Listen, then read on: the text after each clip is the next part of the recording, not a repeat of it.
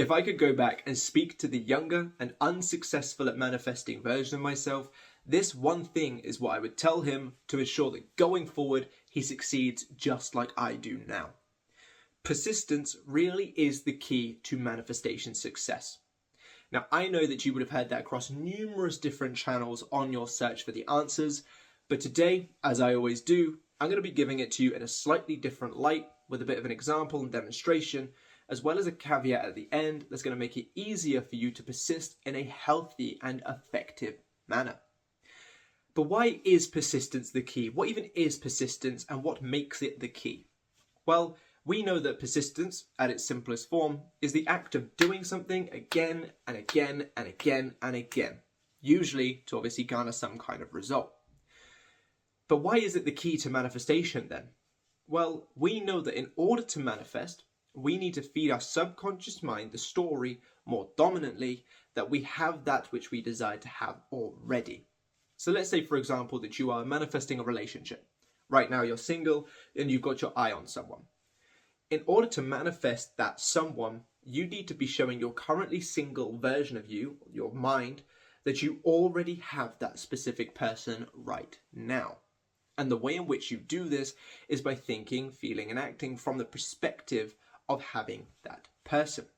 Now, of course, when it comes to the thinking element, this could be the numerous techniques that are out there, visualizations, affirmations, scripting, all of those different things, because they're all just different ways of structuring your thoughts into a more tailored way to do it easier.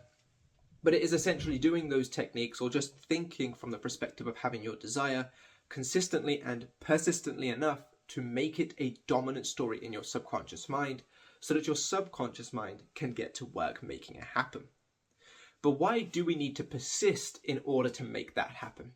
Well, most of us, I suppose all of us if we're at a starting point, currently do not have what it is we wish to have in our 3D reality.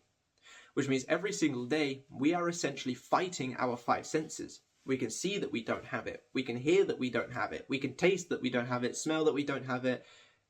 Have I missed one? Oh, and touch that we don't have it. So every single day we are battling our five senses regarding our desire. So we need to be persistent in thinking from the perspective of already having our desire, even in spite of all of that.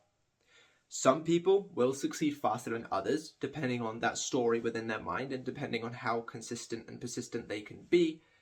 But nonetheless, every single person who has a desire will need to be persistent in having that desire up here or showing that they have that desire up here in order to create that desire. I hope you're enjoying this video so far, and if you are, please let me know down below in the comments. But I just wanted to take a quick moment to ask you this question. Do you feel like your manifestation could be moving along smoother than it currently is? Do you feel a little bit burnt out or exhausted and just want a helping hand with your manifestation? If this is the case, then I have the solution for you, because I currently have an opportunity where I can script for you on a daily basis, as well as hold your desire in my thoughts as I go through my day. Many people have used this service and I've had extremely positive feedback and even successes coming from it. In fact, here are a few for you to see. So if you want my helping hand, someone who is successful and consistent with manifestation, essentially sat on your shoulder, giving you that additional support that you need, once you've watched this video, head down into the description and there you'll see a link to my service. I really look forward to helping you with your situation. Now let's get back into this video. But what does persisting actually look like in a 3D actionable standpoint? Because you hear it all the time, just persist in your new story, just persist in the affirmations, just persist, just persist. You hear it all the time. But what does that actually mean, really? Because so many people will be feeling absolutely terrible because of some sort of circumstance, and they'll just fire away affirmations. For some people it works well, for some people it makes them feel worse and they feel like it doesn't work at all. Some people will just be persisting in their affirmations all day, every day, and some people will only do it 5 times a day, and the variance of success will obviously depend on that dominant story. So what is an actual actionable blueprint, I suppose that we could say, for the act of persisting in a way to get our desire, and in a way to know that we're doing it right?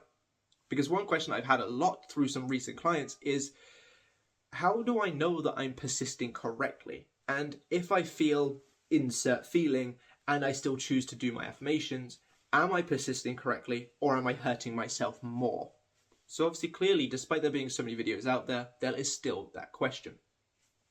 Now, a demonstration of persisting that I can give you that I find to be sort of like the most effective, and I did speak about this in a video probably about a month ago now, give or take, is the act of being aware of what is and isn't the case, but being willing to choose something else instead.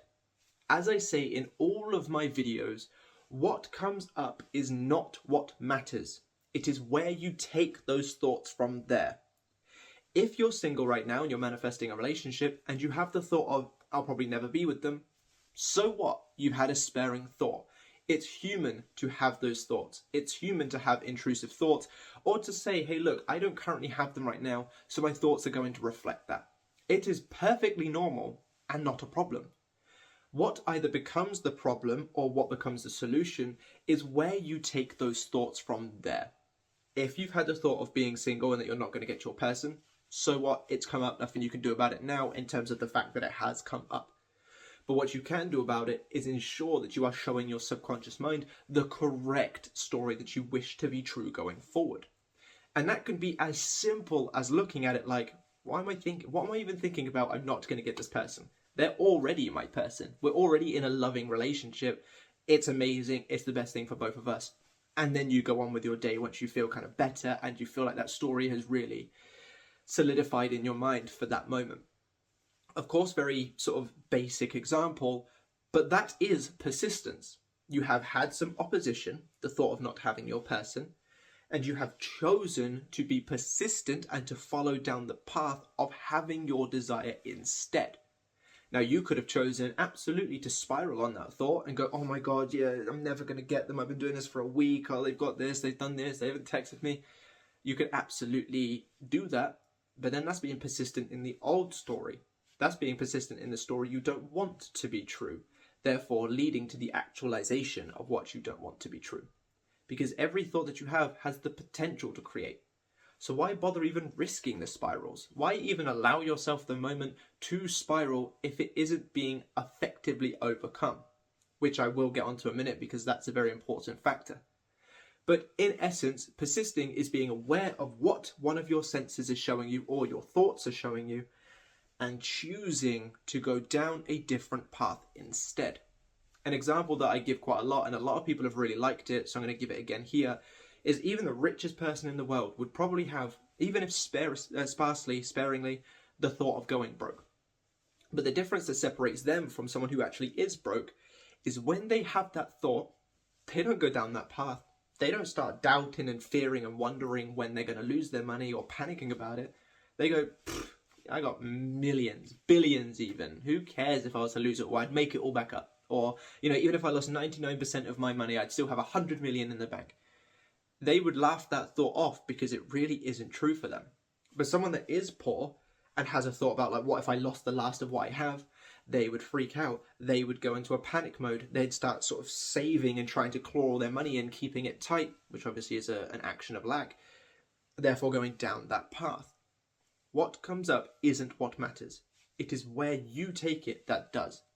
And the act of persisting is simply just the act of understanding what is showing, whether it's something out there, something in here, or anything like that, but choosing, being persistent in the new story instead. Why am I thinking that I'm going to lose all my money? I've got so much money in the bank. Even if I did, I would be absolutely fine. So what if they haven't texted me today? They're probably just busy. They'll message me in a bit. What? They don't want to be with me? That's the most ridiculous thing I've ever even thought of, because they are my girlfriend right now and we are in the best relationship that we've ever had. I haven't had any clients today. It's not a problem. I'll get 3 later. It's absolutely fine. I know people love the work that I do, so why wouldn't they come to me? That, while sounds nonchalant, is persisting. I have understood the thought. I have then said no to it, essentially, and then gone down the new path. That is persistence. Now, like I said at the beginning of the video, there is that caveat that I want to make it more healthy and effective for you. Because with the persisting videos, I hear a lot that there also comes the ignore what's in front of you. Now, I will say that if the thing doesn't really bother you, for example, you check your phone, there's no message, and it doesn't really do much, it's a little bit of a bummed out thing, but it doesn't really do anything to you, brush it off. You know what? They'll message me later. They're probably just busy. Or I haven't had a client today. That's fine. I'll get 3 later. It's absolutely fine. I would recommend those things because there's no point sort of making more of a thing out of that tiny little thing than you need to. But one thing that I do see from a lot of people that are coming to me for coaching at the moment, and a lot of people that I've been speaking to on Instagram, is there's this kind of idea that they have to ignore everything. And this makes people feel awful because they're getting these negative feelings come up, and then they're thinking, like, I need to persist, I need to persist, I need to ignore it. And they're like shoving it down and bottling it, crying every night because they just feel so overwhelmed, feeling burnt out, feeling exhausted, feeling awful, and they don't like what they are doing. So even if they get their result, they feel so just like, by the end of it. Obviously the happiness that they finally got it, but the journey has been exhausting and not particularly fun, which puts them off manifestation. I would never recommend you go about persisting in that route. Like I said, what comes up isn't what matters, it's where you take it. But if that thing that has come up has genuinely affected you to an internal state, look after you first.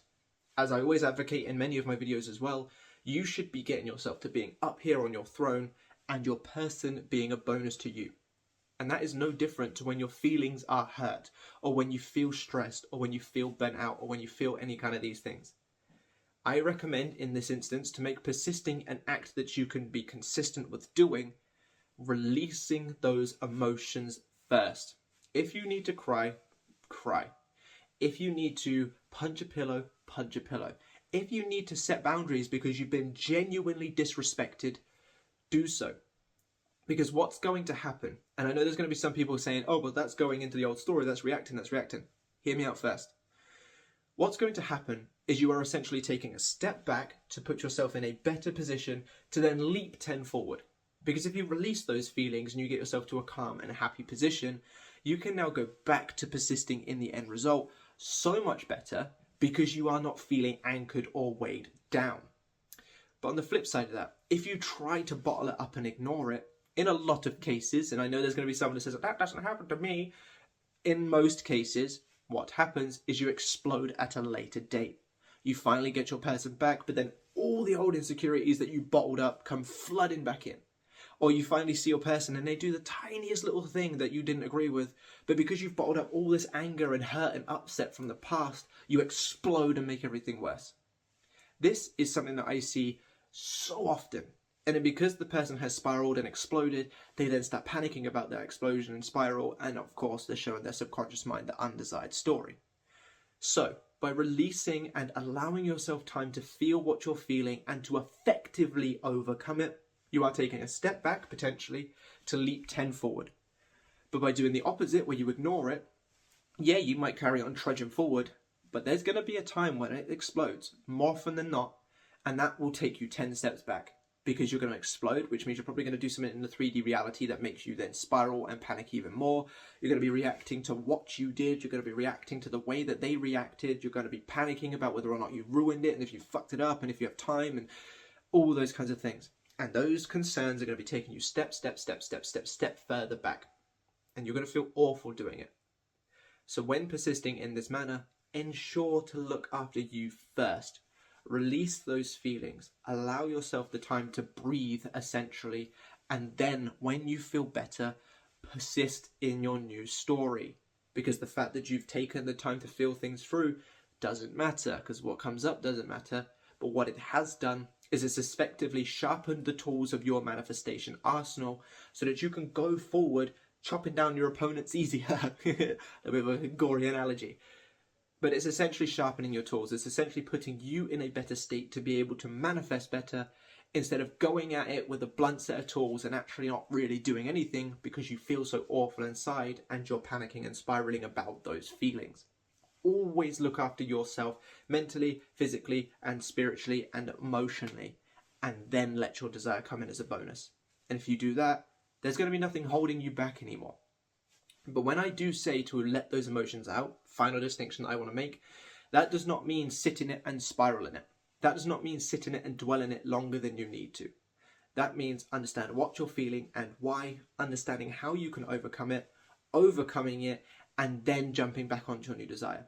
It doesn't mean sit there for 3 days wallowing in self-pity, commenting on every single YouTuber's post, asking them for either pity or advice. Obviously advice is fine, but you get what I mean, like just being the victim. It means understanding why it's come up, why it's made you feel that way, what you need in order to help yourself feel better, doing those actions, and then persisting in your desire. If you follow the sort of formula, blueprint thing that I've given you in this video, you, like me, like Sammy, like Kim Velez, like Naya, like all of these other people who do different kinds of teachings, you will get the successes that they have. Because the way that you'll go about it doesn't really matter that much in terms of the techniques and such. It's the fact that you're persisting in those new thoughts that really matter. So I really hope you've enjoyed this video. If you have, by all means drop me a like and a comment down below. Subscribe to the channel if you aren't already. And if you need one-to-one help to ensure that you really are persisting in the right way and persisting in the right things, head down to that comment section and description, because there is a link to my Linktree where you can find the links to my website. If you want to join an amazing membership where you can get a 10-minute call with me, access to the members only lives, free worksheets, discounted worksheets, free routine, free planner, and tons of exclusive videos, in that same Linktree is the link to my membership. Sign up for the gold tier to get all of that. And if you need more in-depth things on your specific person, what they're thinking, what to do when in no contact, 3 sort of myths that have been debunked, check this playlist out now, because it's going to answer all of those questions and absolutely blow your mind. Thank you so much for watching today. I'll catch you in the next one. Bye-bye.